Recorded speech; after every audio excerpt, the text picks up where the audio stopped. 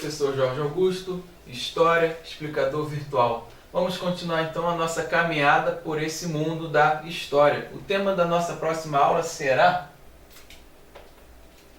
o Império Bizantino. Nós vamos ver que esse Império Bizantino ele é uma continuidade do Império Romano. Agora não mais o Império Romano no Ocidente, mas o Império Romano do Oriente, onde nós vamos ter a transferência da capital de Roma para Constantinopla, para Bizâncio. Então nós vamos ver que nas características do Império Bizantino, a única diferença é que o Império ele deixa de se concentrar no lado ocidental e vem para o Oriente. Nós vamos ver ainda a figura do imperador, a religião sendo muito importante. Então vamos começar a viajar pelo mundo bizantino. Império Romano do Oriente, aquele império do Ocidente que foi derrotado pelos invasores bárbaros, pelos povos germânicos. Devido a essa derrocada, o imperador ele transfere a sede do império para o lado oriental, onde Constantinopla vai ser a capital, que era a antiga cidade de Bizâncio. Hoje é conhecida como Istambul, a Turquia. Então a Turquia ela já foi sede de um império, ela já foi o centro de um império. A cidade de Bizâncio possui um local privilegiado estrategicamente, contatos entre o Oriente e o Ocidente, servia então de rota de comércio. Um dos fatores que proporciona essa transferência da sede do Império é que Bizâncio, devido à sua posição geográfica, ela faz ligação com o Oriente, faz ligação com o Ocidente. E a partir daí é possível ver um crescimento do comércio. Então o comércio ele é ativo, nós teremos uma produção agrícola próspera. Isso vai gerar riquezas ali ao Império Bizantino. E consequentemente, devido a essa posição geográfica bem localizada, isso vai proporcionar resistência às invasões bárbaras. Está aí mais um motivo do Império ter transferido para o Oriente. Enquanto o Ocidente vinha sofrendo com as invasões dos povos bárbaros, o Oriente está mais distante dessas invasões. Então Constantinopla, Bizâncio, ela tem uma importante posição estratégica geograficamente, já que ela serve tanto de ligação comercial entre o Oriente e o Ocidente e também afasta o Império das invasões bárbaras que o Ocidente estava sofrendo. A organização política desse Império Bizantino. Se estamos falando de império, estamos falando de uma grande conquista territorial aonde o poder está concentrado nas mãos do imperador. Então nós teremos aqui uma centralização política na figura do imperador. É o imperador que vai ser responsável por tomar conta de toda a administração. Só que no caso bizantino, essa centralização política vai receber o nome de Césaropapismo. César de imperador e papismo de papa. Então o imperador, ao mesmo tempo que ele era chefe do exército, ele era chefe da igreja. Ele detinha então o poder militar e o poder religioso. Essa centralização política, então, ela vai além de uma centralização política. Ela é centralização política e centralização religiosa, já que ao mesmo tempo o imperador ele é o chefe do Estado, ele é o chefe do exército, ou seja, tem suas obrigações políticas e também ele é o chefe da igreja. No mundo bizantino, ele é o Papa, ele é o líder religioso. Então o imperador ele praticamente controla toda a vida política e a vida religiosa do mundo bizantino. Nós temos então como principal imperador desse mundo bizantino o Justiniano, que vai viver de 527 a 565, durante o auge desse império. Nós teremos conquistas territoriais, onde ele vai conquistar a Península Itálica, onde ficava o mundo romano depois da invasão dos povos bárbaros. A Península Ibérica, Portugal e Espanha, também se torna domínio desse império de Justiniano, e o norte da África. Então todas essas conquistas territoriais estarão contribuindo para a expansão do Império Bizantino. Conquistar territórios é aumentar a riqueza, é aumentar o poder. Sempre essa é a intenção de um imperador: conquistar terras, aumentar o poder do império e, claro, a sua riqueza. Compilação do direito romano a partir do século II. Justiniano ele vai pegar todas as leis romanas e vai transformar essas leis na realidade do Oriente. Então nós temos aqui a criação do Corpus Juris Civilis, o corpo de júri civil.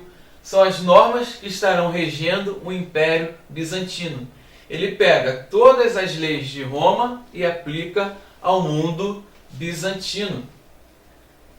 O poder do imperador será ilimitado, ou seja, o imperador ele vai mandar e desmandar. Nós não teremos ninguém na questão jurídica acima do imperador, só lembrando que o imperador ele tinha o poder militar e o poder religioso, no que é chamado de césaropapismo, centralização na figura do imperador. Os privilégios para a igreja e para a nobreza. Detinha todo o privilégio econômico e principalmente não pagavam impostos a igreja e a nobreza. Marginalização de colonos e escravos. Os colonos e os escravos, dentro da sociedade bizantina, eles ficavam à margem tanto da economia, tanto à margem da sociedade. Eles viviam como que esquecidos.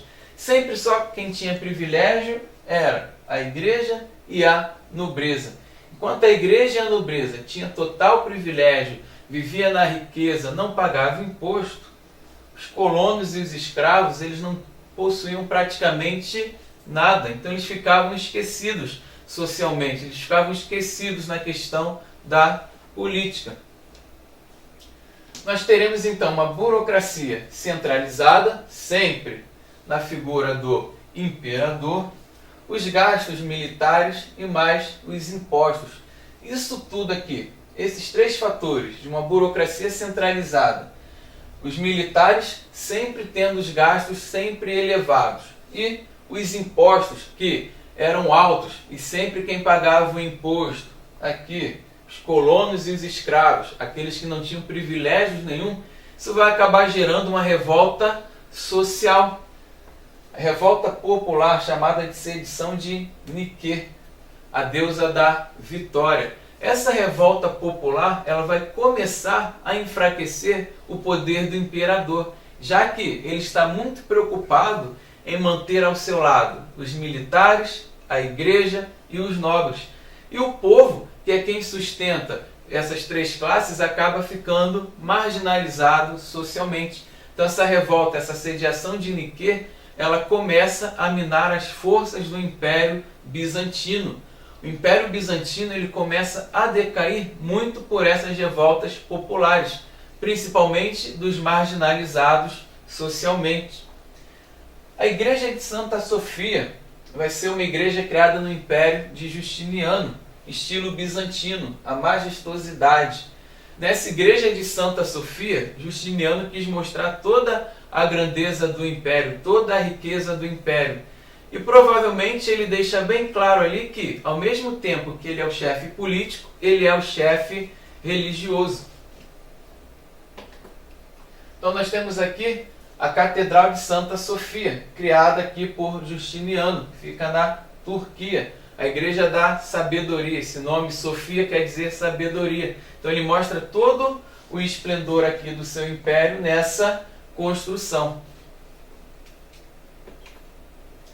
A imagem da Catedral de Santa Sofia por dentro, onde mostra a questão da luz adentrando, a luz que vai clarear o interior da igreja. Ele faz uma relação ali da escuridão que o homem vivia e a claridade que ele mostra a questão da religião, Deus capaz de iluminar aí o homem que vivia nas trevas. Então, tanto o seu exterior e tanto o interior da igreja foi pensado em mostrar a grandiosidade desse Império Bizantino.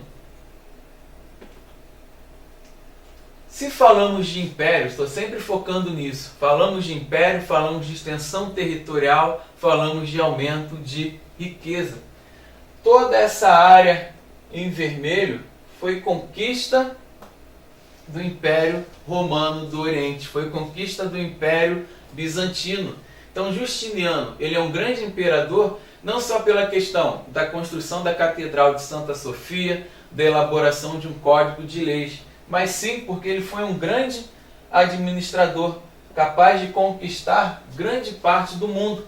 E o interessante é que ele mantém o controle sobre o mar Mediterrâneo, parte do Mar Negro também. Questão comercial. Conquistar territórios é também manter domínio comercial sobre a região. O mundo bizantino, aonde esse mundo ele vai estar influenciando? Ele vai ter influência de valores orientais. Então é onde o Oriente vai começar a influenciar culturalmente no Ocidente, principalmente na questão do grego, que vai ser língua a partir do século VII. Porém, por ser um mundo estreitamente religioso, nós vamos ter um surgimento de heresias. O que são essas heresias? Essas heresias eram ensinamentos contrários ao que a igreja vinha ensinando. Então esse mundo religioso ele começa a sofrer perseguição doutrinária. A igreja ela começa a sofrer algumas perseguições, que são as heresias. E pelo fato de ser líder também religioso, o Justiniano ele vai estar combatendo essas heresias, que eram a heresia monofisista, negação da Santíssima Trindade, Cristo era apenas divino, não era homem, e a iconoclasta, a destruição de imagens, os ícones.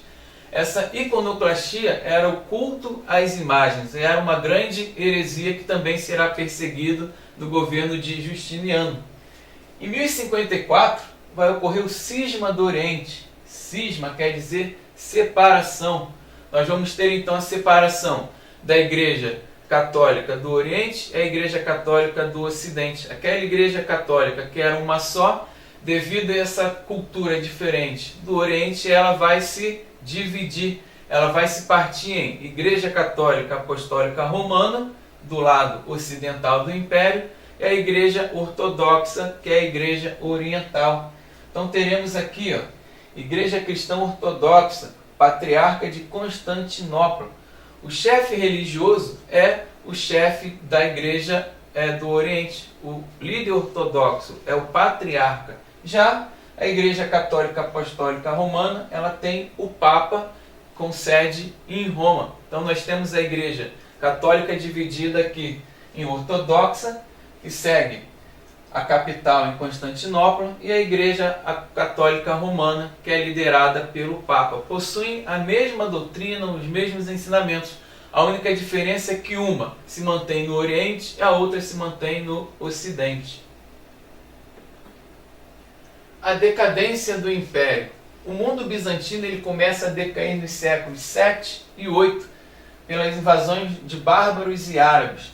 Não cai somente com a invasão dos povos bárbaros, mas pelos povos árabes também, que estarão em um processo de expansão. Século XI ao século XIII, nós vamos ter as cruzadas, que serão guerras aqui de reconquistas pelos territórios que foram tomados pelos árabes. Essas cruzadas acabam também contribuindo para o fim do Império Bizantino. 1453, o ano final aqui desse mundo bizantino. Temos o fim do Império Romano do Oriente, conquistados pelos turcos otomanos, marco histórico que delimita oficialmente o fim da Idade Média e o início da Idade Moderna. Então a queda do Império Romano do Oriente em 1453 também é uma mudança na história. Saímos da Idade Média, entramos na Idade Moderna. Terminamos assim esse nosso passeio pelo mundo bizantino, que era a continuidade do Império Romano do Oriente. Muito obrigado pela atenção e até o próximo encontro.